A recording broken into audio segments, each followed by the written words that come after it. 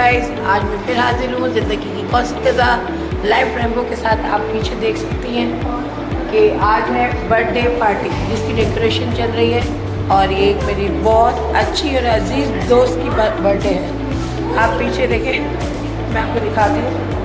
अभी आपको कैमरा बंद कीजिए, ये देख सकते हैं ये डेकोरेशन है और इन्होंने कितना अच्छा डेकोरेट किया है।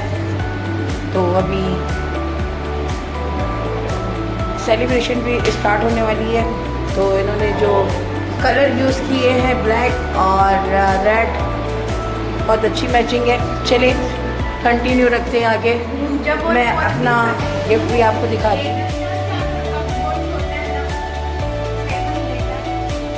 अच्छा,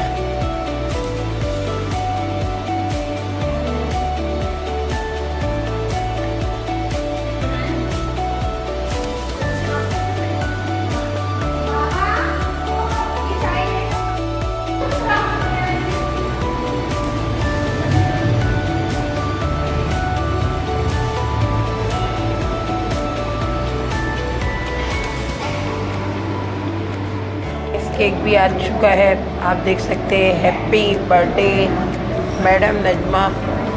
लेकिन अभी सेलिब्रिटी नहीं आए हैं, सेलिब्रिटी का वेट हो रहा है। लेकिन केक बहुत ज़बरदस्त है और अभी खाने को नहीं मिलेगा। अभी ये पहले कटिंग होगी, इसके बाद आपको खाने को मिलेगा।